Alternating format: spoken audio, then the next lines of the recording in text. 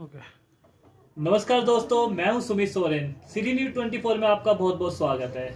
आज एक खास शख्सियत हमारे साथ मौजूद है। उनके बारे में बताने से पहले हम अपने दर्शकों को बताना चाहते हैं कि हमारे भारत में, खासकर सनातन धर्म में, ज्योतिषी गणना, ज्योतिषी विद्या का एक खासा महत्व रहा है। सदियों से हमारे ऋषि मुनियों ने ज्योतिषी गणना के आधार पे, ज्योतिषी विद्या के आधार पे, ग्रह नक्षत्रों की चाल पर आने वाले भविष्य के बारे में सब कुछ बताया है, लोगों के भविष्य के बारे में बताया है। इसी कड़ी को, इसी परंपरा को आगे बढ़ाते हुए हमारे साथ मौजूद है विख्यात व प्रसिद्ध गुरु परमजीत सिंह जी। सबसे पहले हम गुरु परमजीत सिंह से सिटी 24 में सर आपका बहुत बहुत स्वागत है। बहुत बहुत धन्यवाद आपका, और आपके चैनल को बहुत मैं वंदन करता हुआ, परमात्मा आपके चैनल को आगे लेके चलता चला जाए और आप लोग की टीम आगे बढ़ती चली जाए। गुरुजी, सबसे पहला सवाल हमारा, कट करना, एक्शन। गुरुजी, जितना आपके बारे में जानकारियां मिली है, आप विश्व विख्यात इतने कम समय में हुए हैं, एक खासा महत्व आया है आपके लिए कि आप जो भविष्यवाणी करते हैं उसमें आप खुला चैलेंज देते हैं। तो क्या ये खुला चैलेंज है? It is my open challenge. Bharat की जनता सुन ले, उत्तर प्रदेश की जनता से ही हमारे देश के प्रधानमंत्री नियुक्त किए जाते हैं, ऐसा हमारा मानना है और ऐसा होता भी है। 80 सीटों की एमपी की चुनाव की हम लोग यहाँ से 80 सीटें मेरे ख्याल से मेंबर ऑफ पार्लियामेंट की हैं, जहां तक मैंने देखा है। यहां से प्रधानमंत्री अगर नियुक्त होता है तो सत्ता सबसे बड़ी है उत्तर प्रदेश की, और इसका मुख्यमंत्री जो बन गया तो वो दूसरा एक पीएम कहलाता है, ऐसा माना जाता है। गुरुजी, संपूर्ण भारत में आगामी उत्तर प्रदेश विधानसभा चुनाव को लेकर खासा चर्चा जोरों पर है, क्योंकि उत्तर प्रदेश देश का सबसे बड़ा सूबा होने के साथ साथ अधिक जनसंख्या वाला राज्य भी है। तो हमारी सीधी है, उत्तर प्रदेश में अब की बार किसकी सरकार? उत्तर प्रदेश के लिए देखिए, मैं आज आपको फिर दोबारा एक बात बोलना चाहूंगा, मीडिया के आगे बैठा हूं। जब भी हम किसी चीज की गणना करते हैं, सबसे पहले हमें भी अपना, जैसे आप लोग मीडिया के लोग हैं, आप भी अपना काम करते हैं, तो कोई भी एस्ट्रोलॉजर होगा वो अपना काम करेगा, दोनों की कुंडली को निकाला जाएगा कि सत्ता किसके हाथ में जाएगी, किसको कितनी सीटें मिलेंगी। अब कुंडली का योग है, और गोचर किसकी साइड घूम रहा है। गोचर मतलब ट्रांजिट, इस साइड ग्रह किस साइड की तरफ हम लोग रिप्रेजेंट में ग्रह कहां जा रहे हैं।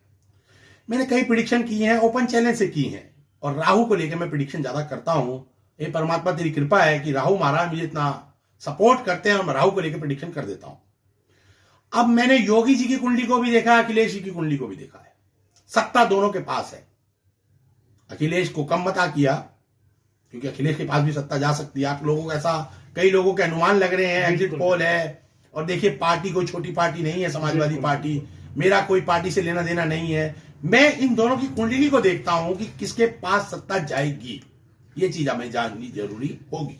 गुरुजी, काफी लोगों का यह कहना है कि इस बार भारतीय जनता पार्टी को काफी मुश्किलों का सामना करना पड़ेगा, क्योंकि पश्चिमी उत्तर प्रदेश में किसान आंदोलन एक खासा बड़ा मुद्दा रहा है।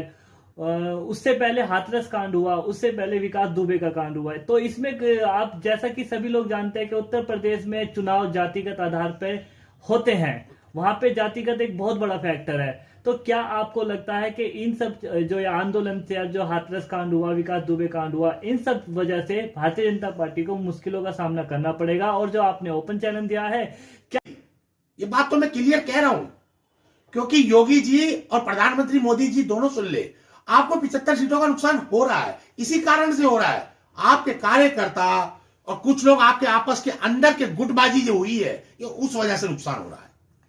तो गुरुजी, जो ये कार्यकर्ता, काफी पार्टी के बड़े बड़े नेता भी पार्टी छोड़ के गए हैं, आपका कहना है क्या ये जो पार्टी के नेता पार्टी छोड़ के जा रहे हैं, ये भी कहीं ना कहीं ग्रह योग का ही कारण है? सर देखिए, आज आपको मीडिया को मैं फिर अपडेट कर देना चाहता हूं। जब किसी का बुरा समय आ जाता है, सपोज दैट बुरा समय आ जाता है, मैंने कई बार ऐसा देखा, बड़े बड़े दिग्गज हारते हैं, आप लोगों ने भी देखा, आप मीडिया में रहते हैं, अपडेट रहते हैं। इंदिरा गांधी भी चुनाव हार गई, जी। सोनिया गांधी की सत्ता हाथ से चली गई। मनमोहन जी ने कुछ नहीं किया, 15 साल देश के प्रधानमंत्री रहे, और देश के प्रधानमंत्री इस टाइम ऐसे हैं जो कि सोते ही नहीं है, 18 घंटे काम करते हैं। तो सत्ता किसके हाथ लगेगी, ये योग बताएगा। दो कुंडली में योग ऐसे हैं, 2 या 3 ग्रह ऐसे हैं, अगर वो आपके सॉलिड हैं तो सत्ता आपके हाथ लगेगी। गुरुजी, क्या मोदी जी के जो ग्रह है राहु केतु जिस पे आप आधारित भविष्यवाणी करते हैं, क्या आपको लगता है कि बहुमत से सरकार आएगी? देखिए, पूर्ण बहुमत आएगा, it is my open challenge. Samajwadi party सारा गठबंधन एक कर ले, पूरे देश को इकट्ठा कर ले, पूर्ण बहुमत आएगा। लेकिन मैं खुलेआम फिर एक बात कह रहा हूं, 250 और 275 के बीच में आंकड़ा सिमट के रह जाएगा। जो ये सीटों का नुकसान हुआ है वो ये मोदी जी ने नहीं करवाया है, ना योगी जी ने कराया है। कार्यकर्ता की गलती है, कहीं काम नहीं करना। सरकार ने हर चीज पहुंचाई है और वो चीज वहां तक डिलीवर नहीं हुई है तो वो कार्यकर्ताओं की गलती है, इसमें सरकार की गलती नहीं है। सरकार ने हर चीज को डिलीवर किया है।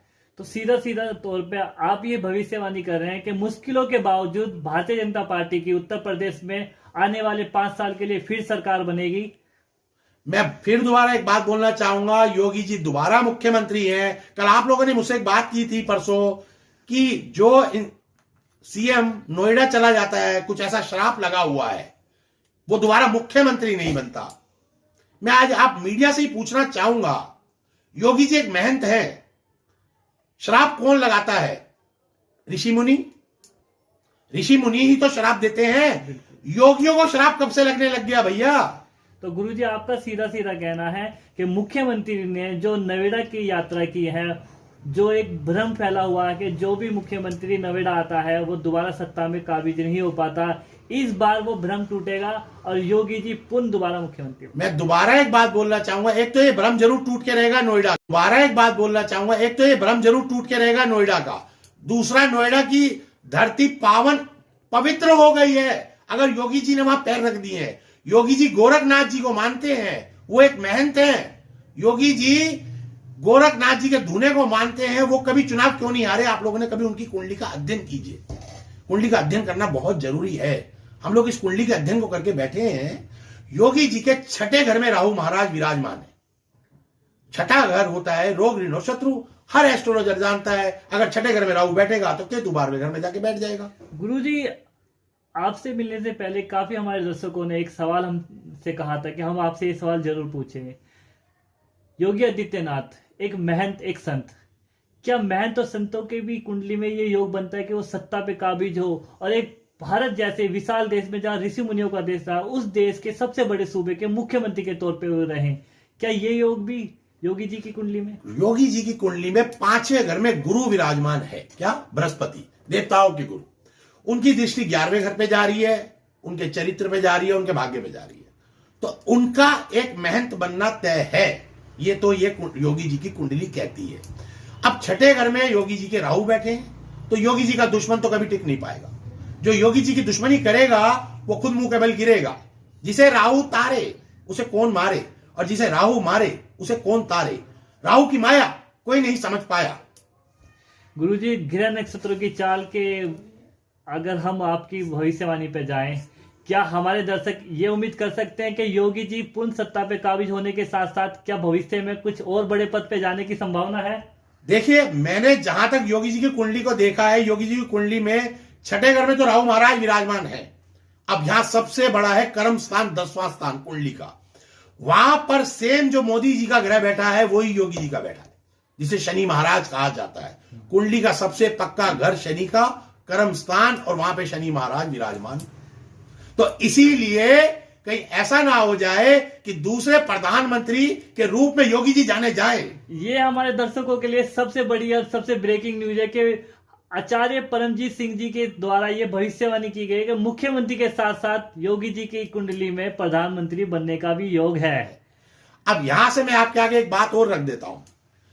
जब आपको चुनाव जीतना है तो आपका झंडा बुलंद होना चाहिए। क्या? झंडा बुलंद होना। भाई, आपका झंडा बुलंद होगा तभी तो आप चुनाव जीतेंगे। अब झंडा हमारी किताब जो बोलती है, मैं किताब से चलूंगा, किताब से बाहर तो मैं जा नहीं सकता, क्योंकि जो हमारी स्टडी है, जिन गुरुओं से सीखा हूं वही बताऊंगा आप लोगों को। झंडा है केतु।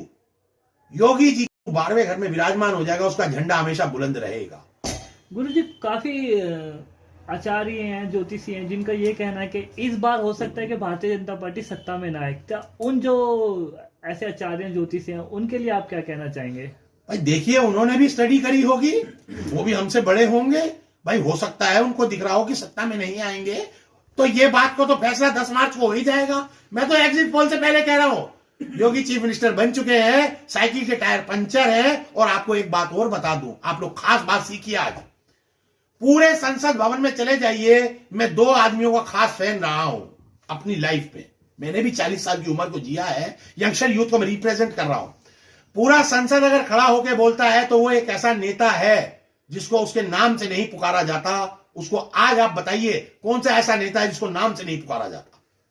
आप लोग बताइए, आज मीडिया के लोग मेरे सामने बैठे हैं। गुरुजी, एक सवाल मेरा भी है। राजनीति पर बात चल रही है और बड़े राजनीतिक पंडितों ने कई भविष्यवाणी की हैं, जो सिद्ध भी हुई, नहीं भी सिद्ध हुई है। आपने भी भविष्यवाणी की है योगी जी को लेकर। मेरी है कि जो राहुल गांधी और प्रियंका गांधी है, उनकी कुंडली के अंदर क्या है? इतनी मेहनत कर रहे हैं राजनीति में उत्तर प्रदेश के अंदर, उसके बावजूद भी वो कामयाब नहीं हो रहे। देखिए, मैं आपको फिर बोल रहा हूं, मेरी बात दोबारा समझ लीजिए। किस टॉपिक पे था? आप लोगों ने मेरे से टॉपिक घुमा दिया, लेकिन फिर मैं उस टॉपिक पे आता हूं। कहां थे हम टॉपिक पे? मैंने आपसे क्वेश्चन किया था। जी जी। क्या क्वेश्चन किया था मैंने आपसे? किस भारत के किस नेता को उनके नाम से नहीं पुकारा जाता?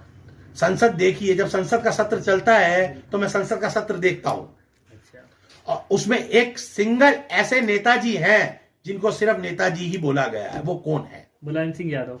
Great job, great answer. यही चीज मुझे अच्छी लगती है कि आप लोग नॉलेज रखते हैं, और मीडिया का माध्यम ही राहु है। आज आपको ये भी रिप्रेजेंट कर रहा हूं। अगर मीडिया मेरे आगे बैठी है तो मेरे आगे राहु बैठा है, तो जवाब भी राहु से ही होंगे। जैसा कि सभी जानते हैं गुरुजी के माननीय मुलायम सिंह यादव जी को एक प्रसिद्ध के तौर पे नेताजी कहा जाता है। उनके सुपुत्र अखिलेश यादव जी के कुंडली योग ये कहीं नहीं दिखाते कि वो इस बार भी सत्ता में काबिज नहीं हो रहे। देखिए, मैं आपको क्या कह रहा हूं, सत्ता में योग अखिलेश के है। मैं ये नहीं कह रहा अखिलेश की सत्ता नहीं बनेगी, पर इस बार नहीं बनेगी। इस बार नहीं। 2022 में अखिलेश जी, आप भूल जाइए कि आपकी सत्ता आ रही है। अब 2027 में फिर देखेंगे गोचर किसकी साइड है, तब फिर भविष्यवाणी करेंगे। गुरुजी, एक सवाल और था जो खासी महत्व है हमारे लिए, आपके लिए भी। वो राजनीति से अलग हटके है। आपका कुछ पारिवारिक कुछ केस है जो आपके इन-लॉज के साथ हैं, उसकी हमें जानकारी है। माताएं और सब सुन लीजिए, मेरा इन लॉज के साथ एक केस चल रहा है, और उसको मैं किस तरीके से प्लानेट से जीत रहा हूं। नेशनल न्यूज की सारी टीमें डिप्रूट होंगी कोर्ट के बाहर। सबसे पहला मेरा आंसर ये सुन लीजिए, कोई ये ना सोचे कि नेशनल न्यूज की टीमें तैयार नहीं है। नेशनल न्यूज की टीमें तैयार हो चुकी तो आप सीधा सीधा कह रहे हैं कि वहां पे नेशनल न्यूज भी मौजूद होगा, और सारी आपकी जो खबरें हैं, जो लोगों तक बातें हैं, वो सारी नेशनल न्यूज के माध्यम से पूरे देश में जाएगी। पूरा हिंदुस्तान देखेगा। राउत छठे घर में बैठने के बाद ससुराल को धाराशाही कर दिया गया। अब मैं आपको इसका खुलासा कर देता हूं। जो अदर पार्टी का लॉयर है वो राहु है। क्या है? राहु। और जो हमारा है पार्टी का लॉयर, जो हम लोग हैं, वो हमारा जो लॉयर है वो केतु है। हमने उनके लॉयर को छठे घर में फंसा दिया है, रोग ऋण और शत्रु में। हमारा जो लॉयर है वो केतु है, 7वें घर में मेरा कुंडली में बैठा है। अब यहां पर क्या करता है, जो दुश्मन होता है उसे भी मित्र बनना पड़ जाता है। ऐसी समस्या राहु खड़ी कर देगा, ऐसा सडनली झटका देगा, उसको मेरा मित्र बनना पड़ जाएगा। नहीं तो उनका तो पूरे परिवार का सुपड़ा साफ है। ज्योतिषी गणना के अनुसार अगर नक्षत्र गृह चाल की आपके अनुकूल ना हो तो आपका दुश्मन भी शत्रु और आपका दोस्त भी शत्रु। अगर आप अपने साइड पे राहु को कर लेंगे, सिर्फ एक ऐसा राहु सिंगल एक ऐसा प्लैनेट है, अगर राहु ने आपकी सपोर्ट कर दी, आप मेरे आसपास के इलाके में जाके पूछिए, मेरे जो शत्रु हैं, जो डिसलाइक मार रहे थे, कमेंट कर रहे थे, मैं बुरा बोलना नहीं चाहूंगा, हे परमात्मा मैं तेरे से राहु महाराज डर के बोल रहा हूं। मैं राहु को राक्षस तो कहता ही नहीं हूं, मैं उन्हें परमात्मा कहता हूं। राहु महाराज से मैं माफी मांगता हुआ, हे राहु महाराज जब तक जीऊं आपके चरणों में रहूं। मेरे आसपास के कुछ लोग थे, उन्होंने कुछ कमेंट बाजी करी मेरे यूट्यूब के चैनल पे, कुछ बदतमीजियां हुई, और यहां पर राहु का दोबारा सिखा रहा हूं। राहु प्रोटेक्टर है। क्या है? प्रोटेक्टर। राहु ने मुझे चारों तरफ से प्रोटेक्ट कर लिया है। जब तक ये गोचर में रहेंगे, बड़े से बड़ा अधिकारी मुझे प्रोटेक्ट करेगा, बड़े से बड़ा जस्टिस करेगा, और बड़े से बड़ी सत्ता मुझे प्रोटेक्ट करेगी।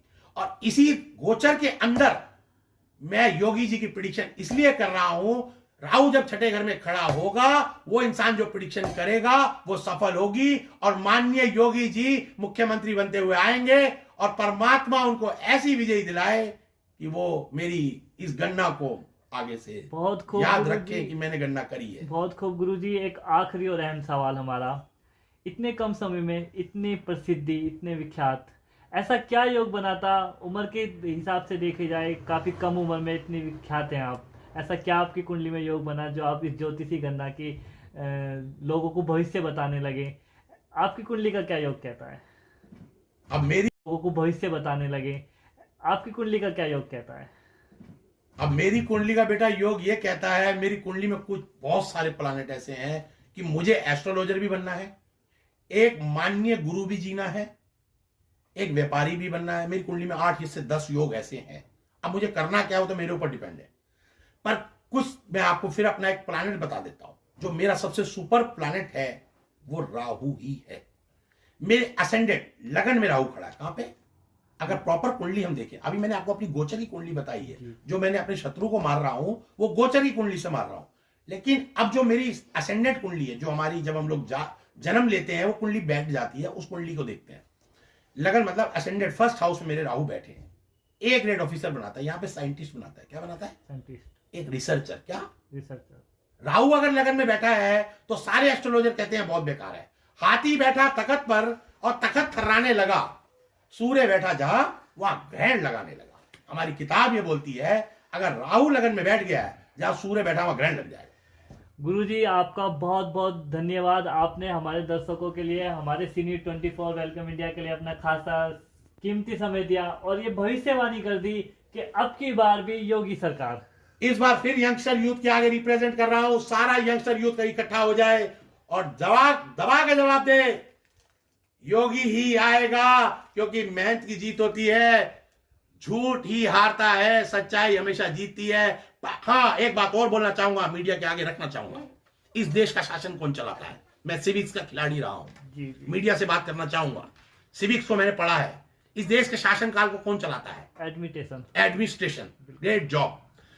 आईएएस आईपीएस को इतना टाइट कर रखा है योगी जी ने कि कहीं से कोई चूक ना हो जाए और कोई गलती ना हो जाए, इसीलिए ही योगी की सत्ता बनेगी। सारा प्रशासन टाइट है, कहीं से कहीं तक हेराफेरी हो नहीं सकती, कहीं से कहीं तक यादवों की चल नहीं सकती, और कहीं से कहीं तक ये स्वामी प्रसाद मौर्य जी जो भागे हैं पार्टी छोड़ के, कल इनको हो सकता है कोई और पार्टी बुला लेगी। हो सकता है अखिलेश जी ने इनको कहा हो हम आपको डिप्टी सीएम दे देंगे, इसलिए भाग गए हुए। तो इसीलिए स्वामी प्रसाद मौर्य पे मत जाइए, आप देखिए योगी जी ने काम किया है, बहुत अच्छा काम किया है। माताएं बहनें सेफ है और योगी जी के दफ्तर तक ये बात पहुंच जाए। मैंने प्रेडिक्शन कर दी है, लेकिन योगी जी मैं आपके लिए भी एक रिक्वेस्ट कर रहा हूं, प्रधानमंत्री जी आपसे भी एक रिक्वेस्ट कर रहा हूं कि आपकी जो 75 से 80 सीटें कम हो रही हैं, आप अपने कार्यकर्ता को टाइट कर दीजिए। अभी चुनाव में टाइम है, चुनाव का भी बिगुल बजा है, दबा के मेहनत कीजिए कि आपकी सत्ता तो आ रही है। ये चीज हमने देख ली है। भाई सीटें कम क्यों कर रहे हो? क्योंकि अगली बार कहीं इनको चांस ना मिल जाए अखिलेश को, इसलिए